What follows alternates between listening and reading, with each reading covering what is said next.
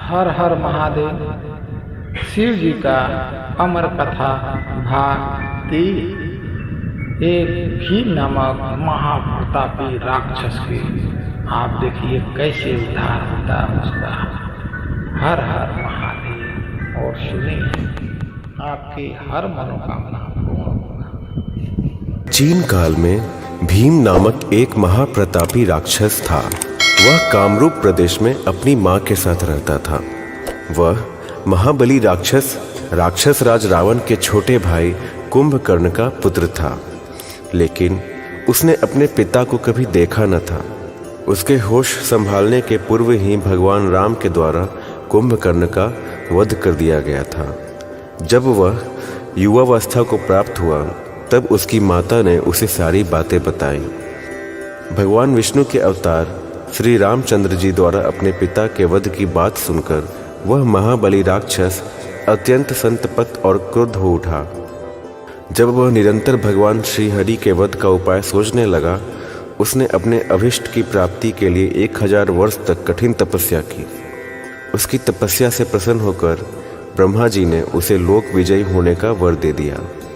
अब तो वह राक्षस ब्रह्मा जी के उस वर के प्रभाव से सारे प्राणियों को पीड़ित करने लगा।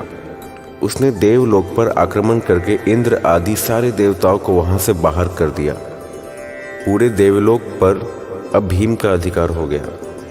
इसके बाद उसने भगवान श्री हरि को भी युद्ध में परास्त किया। श्री हरि को पराजित करने के पश्चात उसने कामरूप के परम शिव भक्त राजा सुदक्षिण पर आक्रमण करके उन्हें मंत्रियों अनुचरों सहित बंदी बना लिया।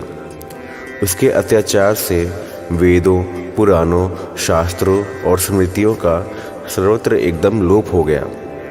वह किसी को कोई धार्मिक कृत्य नहीं करने देता था। इस प्रकार यज्ञ, दान, तप, स्वाध्याय आदि के सारे काम एकदम रुक गए। उसके अत्याचार की भीषणता से घबराकर ऋषि मुनि और देवगण भगवान शिव की शरण में गए और उनसे अपने तथा अन्य सारे प्राणियों का दुख कहा।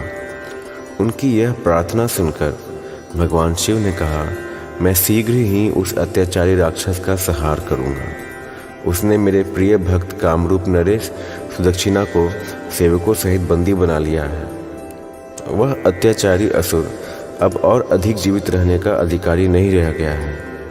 भगवान शिव से यह आश्वासन पाकर ऋषि मुनि और देवगण अपने अपने स्थान को वापस लौट गए।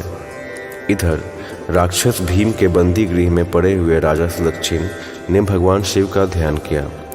वे अपने सामने पार्थिव शिवलिंग रखकर अर्चना कर रहे थे।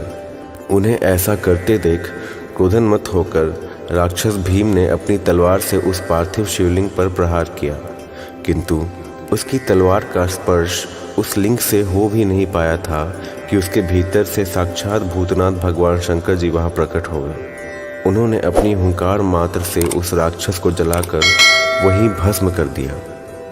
धन्यवाद।